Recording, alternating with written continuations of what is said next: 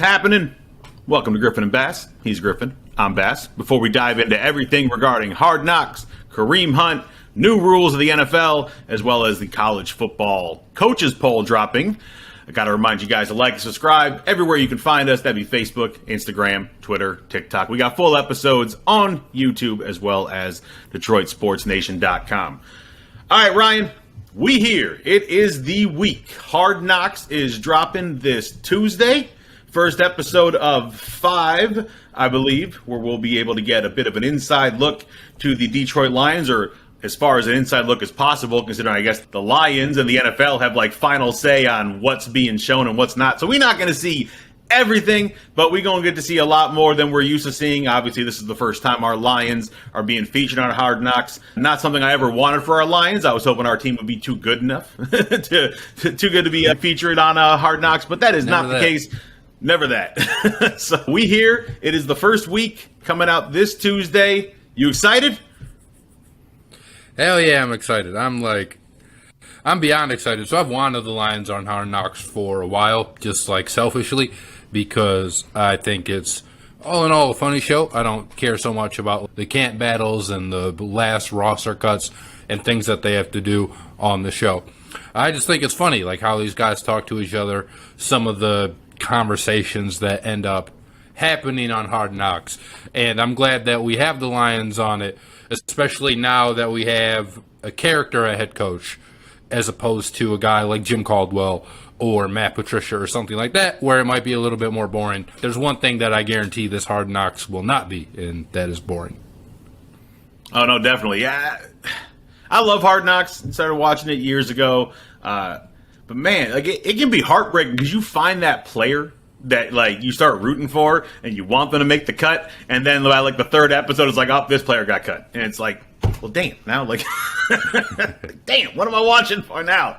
But no, it is a funny show. I don't know why, but for whatever reason, the season 2 years ago where they were following the Rams and the Chargers in LA, and so they would jump back and forth between the two camps and stuff, and all the COVID stuff's going on, and so everyone's getting tested, and you're seeing all these big tough guys that are terrified of getting a Q-tip shoved in their nose. I don't know why that one's always stuck with me, but for whatever reason that has. But I'm looking forward to the same thing what you said with Dan Campbell being our head coach. I am looking forward to seeing him. That might have been one of the reasons I didn't have that much interest in years past. I didn't give a damn about seeing what Matt Patricia had to say. Jim Caldwell, while it would have been nice to see him and the players because he is a player's coach, he's not a guy that I was looking forward to hearing give the kind of speeches that we're going to hear that we're expecting to hear anyway from Dan Campbell. It's definitely going to be entertaining with these and Aaron Glenn on the defensive side. It's going to be entertaining to see these head coaches along with our group of players. Yeah, you even have Tron Randall working with the receivers. I think Deuce Staley still might be the running backs coach for the Lions. So it's a lot of guys who speak that player language because they were players themselves, and it's going to be awesome. And I think you could probably look at the Lions team on paper and think that they don't have too many characters, but right now this is probably a roster of 70, 75 guys before they cut it down to the 53-man that it has to be. So, I guarantee you, somewhere in there's some characters that we're going to find that we're going to fall in love with and enjoy laughing with along the way, hoping they make the team, all of that stuff that you just mentioned. And I can't wait to find out who those players are. I think that we each have an idea of guys that we'd like to see already, but I really don't know how it's going to go. I just know that I'm going to be entertained. All right, so, generally speaking, the over-the-top entertaining core groups are usually guys like receivers. They're usually having a good amount of fun. Sometimes it can be the quarterbacks, depending on who your starter and who your backup is. There's some really hilarious conversations going on between those guys. So with our receiving core, at least, we got the Sun God, who had quite an impression the second half of the season last year. We brought in DJ Chark. We got Jameson Williams, who's not going to be on the field doing stuff as he's still coming back from injury, but we should see some stuff from him at least a little bit as far as conversations being had. And then Hockenson as well, not a wide receiver, but part of the receiving group as a tight end. Anything you're hoping to see out of that group in these few episodes of Hard Knocks that we're going to get? Not even necessarily out of the receivers, because DJ Chark doesn't seem like a guy who is like Terrell Owens or something. Like someone who has a big mouth and is going to run it. He's a good enough receiver, but you look at him, you look at a guy like Amon-Ra, who I don't know that he's super outspoken either.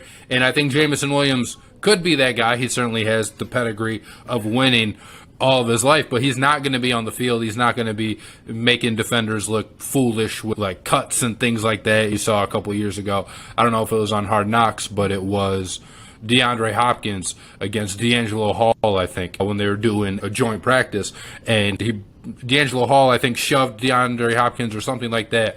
And then the next clip was DeAndre Hopkins literally like breaking D'Angelo Hall's ankles, where he went down with an injury. And then they're filming him, and he's on the sideline saying, I didn't start it, but I finished it. That's what I do, is I finish it. I don't start it. So I would like to see some of that from Jameson Williams. Obviously, we're not going to, because he's going to be probably riding around on a scooter or something.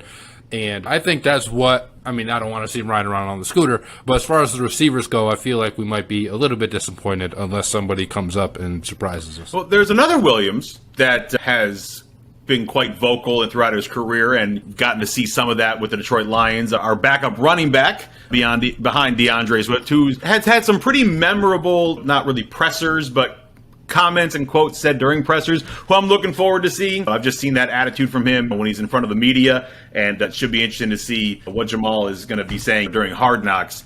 But I got a question for you, because every year during Hard Knocks, there's a lot of hype that comes out with certain players, and I want to get an opinion from you besides Jared Goff, because that's where they're already doing it. I mean, Jesus, the stuff they're showing from practice, and these Lions fans are eating it up, that Jared Goff's he's on a comeback season and all this stuff. So there's already going to be a ton of hype for 16. But who else do you think is going to get the hype train from whatever little clips we get to see during Hard Knocks, and people thinking that they're just going to blow the doors off the NFL because of it? Well, so I do think DJ Chark's one of those guys, if we're talking like a performance and not necessarily an entertainment standpoint. I think DJ Chark, they've been raving about him in camp. It seems like he might be Goff's number one guy already. They have the open practice at Ford Field, and Chark balled out there. I think they ended the day with like a 33-yard touchdown pass from Goff. And I think Lions fans are going to be excited to see him, because he's going to be new, right? They know what Amon-Ra can do. Hopefully he takes that next step up. But I think they're going to be pleasantly surprised with what they see from DJ Chark. And, I mean, our cornerbacks aren't that good anyway, so it's not like he'll be facing the best competition. And then DeAndre Swift. Like, I know Lions fans already think that this guy is the man, but I think DeAndre Swift is a really good running back, and I think we're going to get to see that in clips, quickness, cutting. He's obviously a pass-catching threat, and I think the Lions are going to use a lot of DeAndre Swift this year, and I think that is going to be captured on film, and I think that's going to bring Lions fans to be at an all-time hype high for Mr. Swift. I hope so. I hope that we get a healthy DeAndre Swift, a full season of DeAndre Swift, and we see production from him besides the fourth quarter. We seem to see a whole bunch of production from him in the fourth quarter last year, but like the other three quarters, not so much. So hopefully we get full games, and obviously we've seen what Jared Goff can do when he has a competent running system behind him. When he was riding the back of Todd Gurley, the Rams went to the Super Bowl. Now, they didn't deserve it. They shouldn't have beat the Saints, and that NFL blown call, it will forever stick with them. But did still get to the Super Bowl, and when he has a very good running game behind him, he can do some pretty impressive things as far as leading the team to victory. So obviously having a healthy DeAndre Swift who's productive throughout four quarters would definitely be helpful. Let's get to some iron sharpens iron here. So we know Aiden Hutchinson, the first pick for the Lions, second overall pick in the draft. We know he's been going up against Penei Sewell. We've seen the different videos that have already been circulating from practice and stuff. And so at least in that situation, you get some of that, because Penei Sewell is supposed to be one of the better offensive linemen in the NFL once he gets really going. And they're expecting a lot from Aiden Hutchinson as well. Not so much with our secondary versus the wide receiver core, but going to our rookies that are coming into camp. And Hutchinson, obviously, there's going to be a lot about him. Jameson Williams, we're going to see a lot of him just on the sideline, but not so much on the field of play. Any of these rookies, besides those two, obviously, that you're looking forward to seeing something from? Yeah, I'm looking forward to seeing Josh Pascal from Kentucky, the other edge rusher that the Lions took. And Malcolm Rodriguez, I think he's already kind of been a fan favorite. Kirby Joseph as well. So there's a lot of guys that I'm looking forward to seeing from the rookies. I do think Pascal would be the one that I am most looking forward to, only because I think he has the chance to be starting by season's end. I think he's going to be a really solid NFL player, and I just think the Lions I thought it was a good pick when they took him, obviously, and him lining up opposite Aiden Hutchinson and then going against some of the guys on the offensive line. I mean, if you're not going against Penei Sewell, you're going against Taylor Decker at the other tackle spot, who's a very formidable tackle in his own right.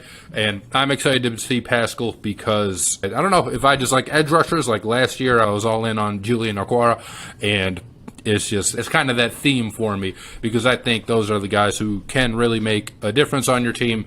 And we obviously don't know yet, but I think Pascal can make an impact on the Lions. I'm very excited to see him as well. And actually, Eric Vincent, Beyond the Box, schooled me on this. We believe, actually, I guess his last name is pronounced Paschal instead of Pascal, which is very confusing for us as we're just trying to read about this. But I was also excited when this pick was made. We look at the numbers from last year for Detroit's defense. They were 29th in pressure percentages and 30th in sacks. So we definitely needed some help on the defensive line. And Paschal is not Hutch. They are completely different players. Hutch very much will be sticking to the edge. Paschal, we're going to see in different gaps. We're going to see him as coming into different parts against the offensive line. A different kind of player. Big dude, 6'3", 270, has speed, has strength, has technique. And again, this defense was bad. We gave up 28 points a game last year, second to worst in the league. So, it was a bad defense. And Paschal will definitely help change those numbers around. Him and Hutch doing their thing. Definitely two players I'm looking forward to seeing. I'm really looking forward to seeing Kirby Joseph.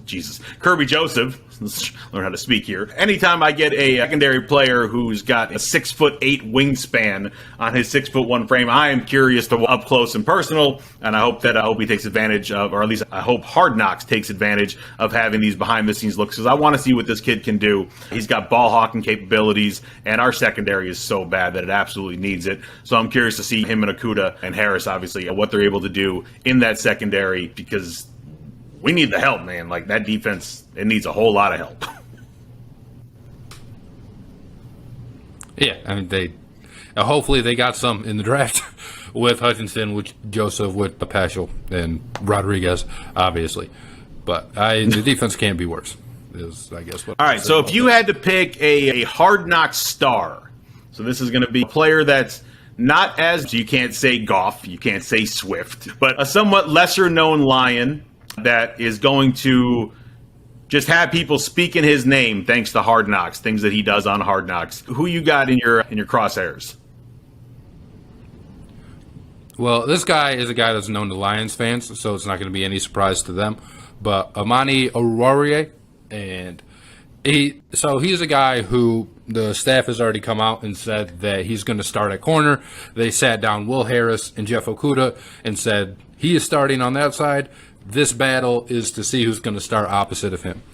And that's, of course, exciting for him being that key piece of the secondary that we are going to have.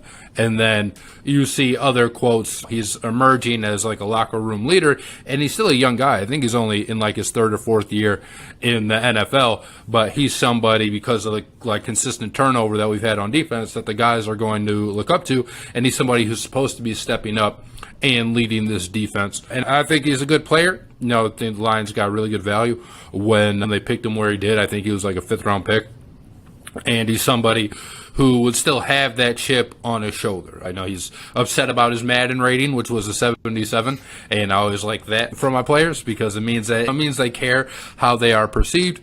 And I just think Oruwariye is going to really show out and put himself on more of like a national conversation, kind of in the same way that Darius Slay did. Now, Slay didn't have the benefit of Hard Knocks. Slay had to do it by being just a really damn good cornerback, but eventually he did get that respect as one of the better corners in the NFL. And I don't know that Oruwariye is going to replicate Slay's on-field success, but I also kind of wouldn't bet against him in that regard because I do think he's going to be a good player, and I think he's going to be somebody who's vocal enough to catch the camera's eye more often than not when HBO starts airing this on Tuesday night. I'm going with two rookies, and they were both taken in the 6th round. So our first pick in the 6th round was Malcolm Rodriguez, the Fiesta Bowl defensive MVP. He had 11 tackles, a pick, a couple pass breakups in Oklahoma State's win,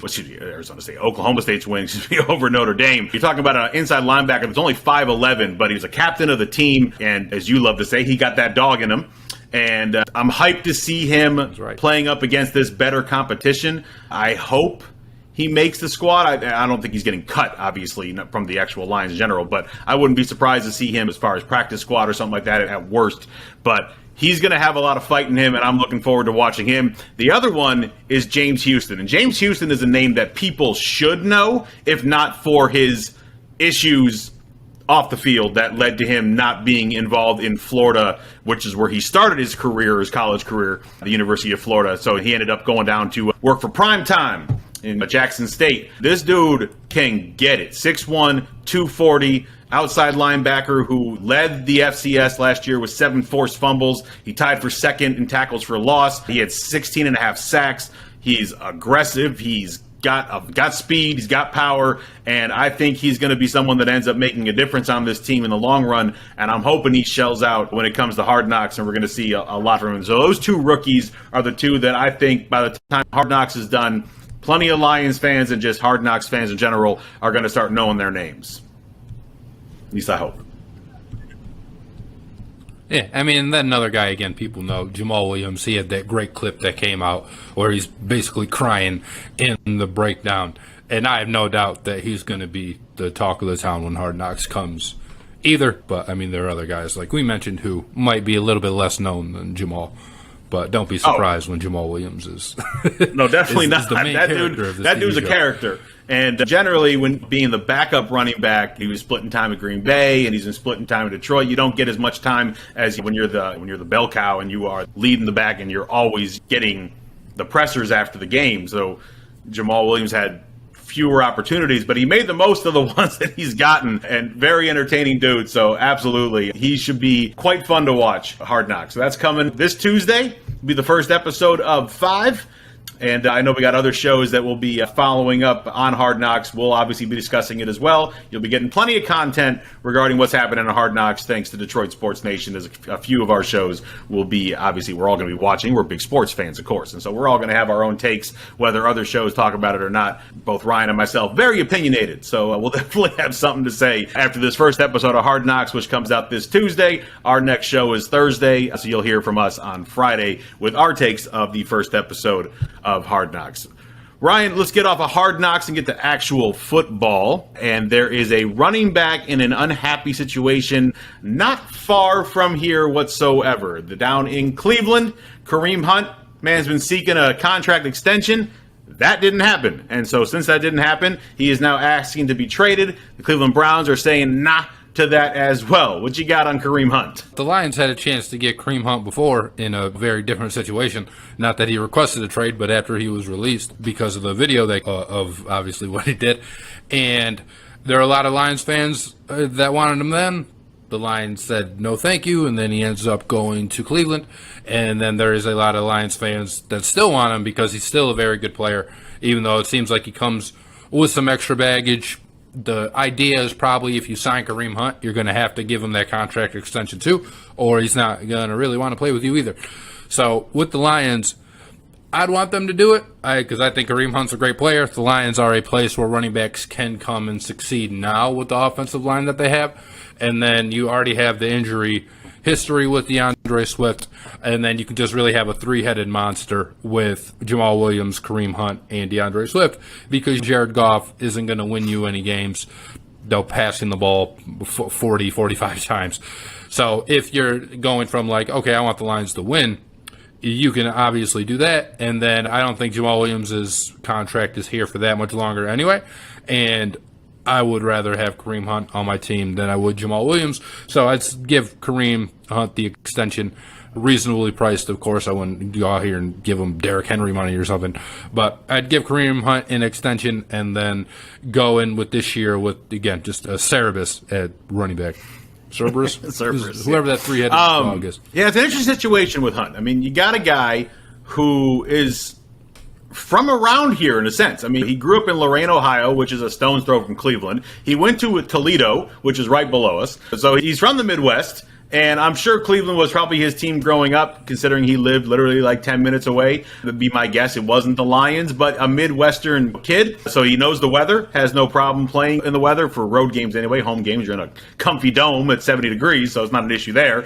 But for road games, it wouldn't be an issue for him. And you're talking about a kid, third-round pick out of Toledo, as a rookie, leads the NFL in rushing yards, and has a great year in 2018 until November of 18 when they've had the footage for a few months of what went down, and bam, he gone and out of Kansas City. And Cleveland did what they did with Deshaun Watson. They signed him while not knowing what was going to happen to him. He ended up being suspended for 8 games, and now he's sharing the backfield with Nick Chubb and having the most touchdowns for the Browns last season. He had 11, 6 of them rushing, 5 receiving. He was third behind Nick Chubb and Ernest Johnson.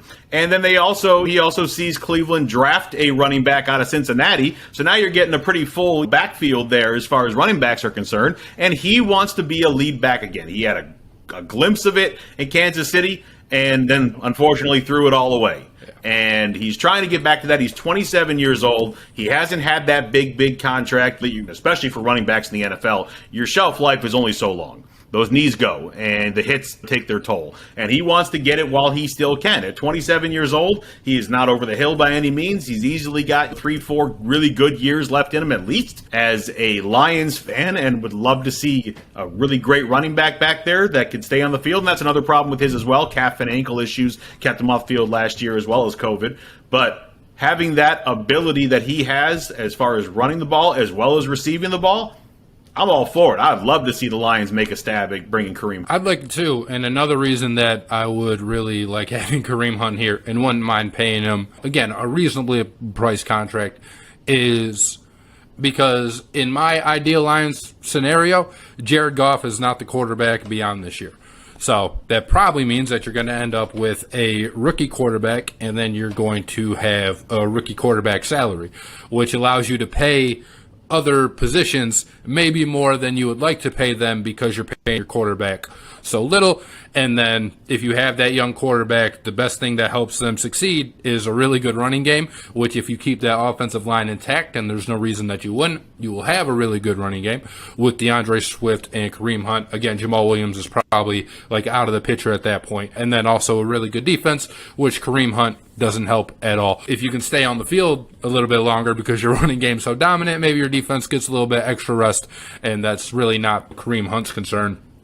Anyway, he'd come here to again, score touchdowns, and him and DeAndre Swift can really be used in similar roles and as a defense. Like, you just don't know what you're going to get. Imagine if you came out and you had DeAndre Swift on one side and Kareem Hunt on the other. Like, how would you defend that, right? Either one can go out for a pass and hurt you there. They can hand the ball off to either one, and they could hurt you there. And then as a defense, I just think it'd be really frustrating to have to deal with that. And the Lions might be in a position where they're able to overpay for a running back because right. And having a rookie quarterback back there, it'd be nice to have a running back like Kareem Hunt who can do the two things he does oh so well offensively with running the ball and receiving the ball, but he's also a good blocking running back. So he's going to be able to pick up that safety, that linebacker that comes in, and at least give that rookie quarterback another second or so to get rid of the ball if he needs to. It would definitely be helpful for the Lions, whether Goff's here or not. I know both you and myself do not envision Jared Goff being the starting quarterback for the Lions beyond this year. We'd love to see them go out and get someone else because he's owed a heck of a payday, and neither one of us think that Jared Goff is worth whatever that payday may be unless he is really willing to take a drastic cut, considering he just got super paid. But generally they don't work that way unless you are falling towards the end of your career. Yeah, exactly. So I don't think either one of us envisions that happening, and we're preparing for the future without 16 being here after this year. And it'd be nice to have some of that extra security in the backfield with another great running back, and one who has the ability to be the lead guy as long as he can stay healthy on the field. I don't know that Jared Goff has gained the respect needed for him to just refer to him by his number. Well, yeah, unfortunately, at least for the Lions fans right now, Cleveland has no plans to do anything with Kareem Hunt. They are not trading him, and they're not giving him a contract extension as of right now. We'll see if the tunes change on that one. But if he did become available, I'd love to see the Lions take a shot and try and add Kareem Hunt to our backfield, because I think it would be a boost for the Detroit offense if he was there.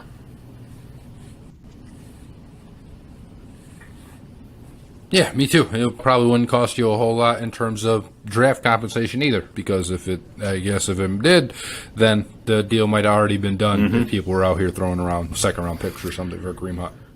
All right, getting to the not fun side of football, rules and all that fun stuff, or not fun stuff. The NFL has asked its on-field officials to pay particular attention to illegal contact fouls during this upcoming season. And as we've seen in the past, when the NFL asks its referees to start looking into certain rules more, we end up seeing more flags for this said rule, whatever it may be. And illegal contact in this case refers to prohibited contact by a defender when the quarterback still has the ball and remains in the pocket. As of right now, it's a 5-yard penalty and an automatic first down. We saw it called an average of 97 times per season between 2002 and 2020. That number dropped significantly last season to just 36 times. And they're also going to be looking at a point of clarification for this. You've seen this. I've seen this, Ryan. A defender gets by, but he got tripped up and he's falling and he kind of hits the quarterback below the knees, around the knee area, but not with any force. And he gets flagged for it. So hopefully by them actually focusing on this, they're going to be looking at that kind of stuff and not throwing a flag on it, because if he really didn't endanger the quarterback in a certain way, I don't think there deserves to be a foul called, a flag thrown whatsoever. But for the really egregious ones, yeah, obviously you should throw the flag.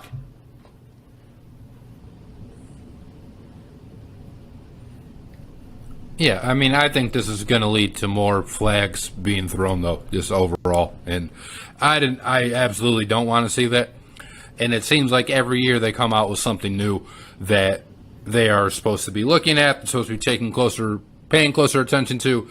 So it gets called a lot early in the season, and then everyone bitches that, hey, why are you guys calling this so much? It's ruining the game. We just don't like watching this. And then by the time the end of the year comes around, they stop calling it, and things just kind of go back to normal. So for me, this is basically just like at this point, cyclical at this point on these rules that they are trying to impose. And then it ends up really not. Well, if you're hopeful like I am that it's not going to lead to a ridiculous amount of fouls, a significant point of clarification that they're going to be focusing on around roughing the passer is that they want to clarify that the contact to the helmet or below the knee must be forcible. So hopefully when you get those little nothing pats on the head as the guy's trying to block a pass or whatever, and it didn't change anything as far as the play is concerned, hopefully we're not going to see a yellow flag get thrown out for those. We've seen our team get hosed on that more times than I can count, and definitely change games that we've been in, third down, and they're getting the stop, and then all of a sudden, nope, there's the flag, first down, and keep the offense on the field. Lions, sorry, you're screwed. So hopefully if they actually are focusing on that, they'll stay true to their word, and the little nothing ones won't get a flag.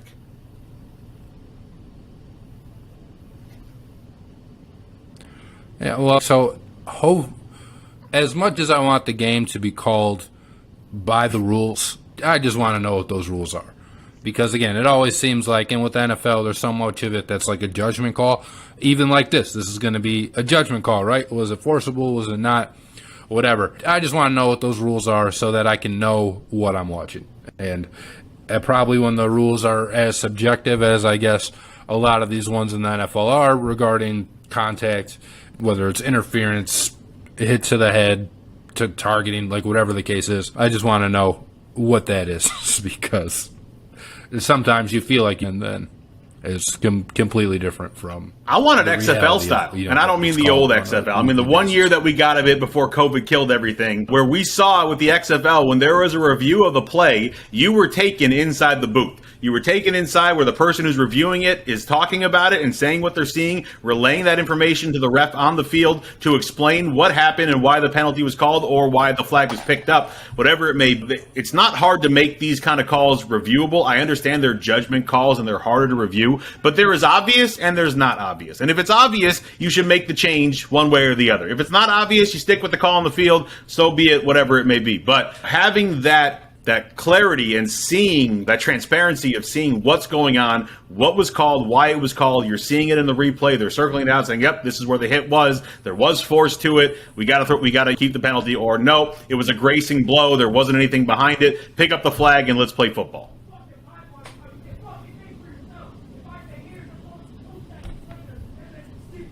Yeah, I mean, I think it's going to be a cold day in hell before you see the NFL taking you inside the again, we will find out. We will find out eventually. Hopefully we get lucky, and we're going to see the right calls made and letting the other calls go, and be able to see more football and less flags changing the game of football. Who knows? We'll see. All right, came out Monday morning, Ryan. The first coaches poll for the upcoming college football season, top 25 was dropped. No surprise, the first three involve Alabama, Ohio State, and Georgia. Michigan comes in at number 6, and our Michigan State Spartans come in at number 14.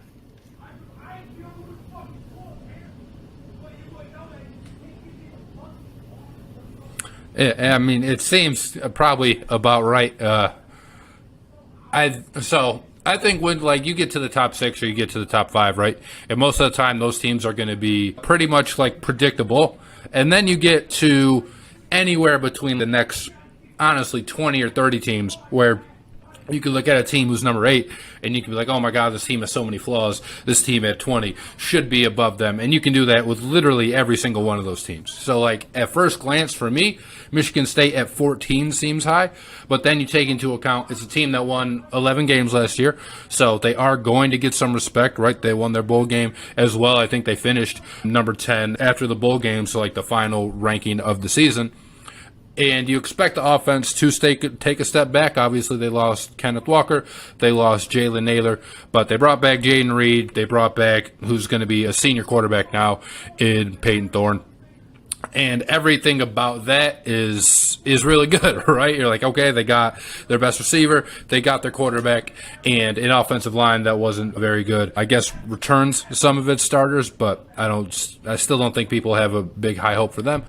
And then you think the defense should be better, right? It was a defense that was really bad last year, especially the secondary. I think MSU's front 7 is going to be actually really good this year with some of the additions that they've made from the transfer portal, and that just by itself will help the secondary. And the secondary, while they did add Amir Speed from Georgia, you can't get any worse than what the Michigan State secondary was last year. And then for Michigan, it seems about right. There's still a bunch of question marks there. How are you going to replace Hutchinson and Ojabo? But it's a team that won the Big Ten, made the college football playoff last year. They too returned their quarterback, and their offense should be stacked. I mean, they're getting Ronnie Bell back, who was their best receiver last year, and they lost him, I think, in the first game of the season, first or second game. And then they're bringing back Blake Corum and Donovan Edwards in the running game. And then, obviously, they're bringing back their own quarterback as well. Their own 2 quarterbacks, I guess, depending on which one that you think should play. So I think Michigan's going to have a really good offense. Their question mark is going to be on the defense. I think Michigan State's defense will be improved from last year, and their question mark is going to be really on the offense, because last year when Kenneth Walker wasn't doing Kenneth Walker things, their offense. I wasn't surprised with where I saw Michigan. I figured they'd be right around top 5, number 6, just outside of it. I was surprised how high they had Michigan State, considering losing Kenneth Walker and how much of our offense he really was and how bad our secondary really was. But seeing that Peyton Thorne's coming back, and last year completing 60% of his passes for over 3,000 yards. Between that, his passing and running the ball, he had a 3-to-1 touchdown to interception ratio for the year, 31 touchdowns total, 4 of them were rushing to 10 interceptions. And obviously getting Jaden Reed to come back is a big part of this offense as far as for pass catching abilities. And then the transfer portals for replacing our transfer portal running back, whether it's Jalen Berger, whether it's Jarek Broussard, it's 2 guys that are different, but have both shown abilities, one at Wisconsin, one at Colorado. So it should be interesting to see how they pick up when it comes to replacing Kenneth Walker, who the season he had was incredible. And you're not going to replace it, but you can certainly try and do the best you can to give your quarterback all the help. It's going to be more on Peyton Thorne this year than it was last year. But if the running game can be consistently decent, we should have a pretty good offense next year. And then, like you said, with our defense, the secondary was just abysmal. Amir Speed coming from Georgia. He did play in the national championship team, but he did lose his starting gig on that defense. And it was a really, really good defense. So we'll see. But he does have connections to Tucker. Tucker was there when he signed with the Bulldogs. He was in his second season as Georgia's defensive coordinator. So there's that comfortability in knowing what the player can bring. Obviously, Mel liked what he saw out of Amir back then. And who knows, maybe he ends up making a real difference in our secondary. We had one pretty good secondary player last year with the transfer from Alabama. Didn't really make our secondary great, but at least we had one guy we could count on. Be nice if we have more than one this year. But considering how bad our defense was and the turnaround at very important positions for us, at least, because running back was really, really important for us last year, and we saw how bad the offense looked in the Peach Bowl without. So I understand, and I'm happy with where they have Michigan State. I'm stoked we're inside the top 15. I didn't think they were going to have us that high. And then with Michigan, again, Cade McNamara coming back, didn't have a bad season. They didn't ask him to do much. They really relied on their running game more than their passing game. And you're going to have that battle again, and you're going to have the fans again fighting over who should be starting. Should it be Cade or should it be JJ? And good running back situation, just like you said as well. And Michigan, obviously, we know how well they are at recruiting. So they're going to have players replacing what they lost in Hutchinson and Ajabo. You're not going to immediately replace it, but you have players that you can piece in there to try and make up for the loss that those two players brought. It was right where I thought it was. The surprising thing for me was how many freaking Pac-12 teams they had up in here. You got Utah at number 8. You had Oregon inside the top 15 as well. You got USC right there at 15. 3 Pac-12 teams inside the top 15. It's just funny to me because none of them end up being there in the end.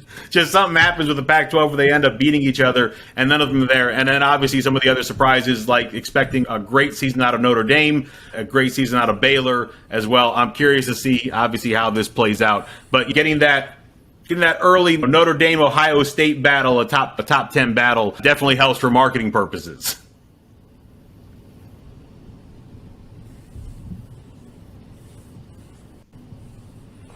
Yeah, I mean, I think Notre Dame's going to be pretty good. They're usually a pretty good football team, and right now having them top 5, I don't know about that, but it's also a team that we've seen make the college football playoff twice already and made a national championship game. Before that, back in 2012, where they got smashed on by Alabama. So I mean, they have a recent track record of being one of the better teams in the country when all is said and done. And them in Ohio State, who comes in at number 2, right, an early top 5 matchup to start the season off, and it will give those two teams a good barometer of kind of where you expect them to be, right? Or at least they could. Last year we had Clemson and Georgia as that real big early season matchup, and Georgia won, I think 7-3 or something, in 10-3 maybe, and there was one touchdown scored by Georgia, and it was on the defensive side of the ball, a pick 6, and their offense didn't score. And then Clemson, we knew the season they had was a 10-3, which is a really disappointing season for Clemson, but they still got the 10 wins. And then Georgia obviously got things together and won the national championship. So not super predictive, but there are things that you can take away from those early season games. Not so much with the teams here. Michigan's non-conference schedule has been mercilessly made fun of. Colorado State, Hawaii, Connecticut, they're not going to face a test. I mean, they go to Iowa in week 5, which is probably their toughest game at that point. And then Michigan State, they play Washington in week 3 at Washington. So maybe a little bit of early test there, but Washington wasn't any good last year. Anyway, maybe they'll be better this year. Who knows? And then as far as the rest of the top 25 goes, like I said, there's probably 4 teams that you can look at and say, I know these teams are going to at least be good, whether it's Alabama, Ohio State, Georgia. I don't even know who number 4 would be, right? Like Oklahoma, maybe USC with Caleb Williams or something, with Lincoln Riley there. But then you have, again, the next, honestly, 25 teams where I don't think you could slot them in each other's position. I was surprised seeing Clemson a whole lot of where they unknown, are, because DJ Uiagalelei did not 5. set the world on fire the way people thought he would at Clemson last year. They expected it basically to just be Trevor Lawrence went out, DJ, they went in, and Clemson just keeps rolling as usual. Well, the number of guys playing in the NFL right now with a Clemson alumni tagged to their name is ridiculous over the last 5 or 6 years, and it's hard to keep that turnover going. Not everyone can be Alabama, but DJ Uiagalelei had some struggles last year, and if another year, obviously, he got better as the season wore on, but he never really just was like, wow, like he was coming in out of high school. It was a whole lot of wow. So I was surprised to see they had Clemson that high in this preseason poll. Obviously, these preseason polls, you never know which way is up with these, and half the teams in there are going to be frauds, and the other half are going to be actual contenders. But I was surprised by that, so I guess they're expecting that DJ makes quite the leap for this upcoming season and has settled in as the starting quarterback and is able to really perform at the level they need him to if Clemson's going to get back to what Clemson's been the majority of the last 6 or 7, 8 years.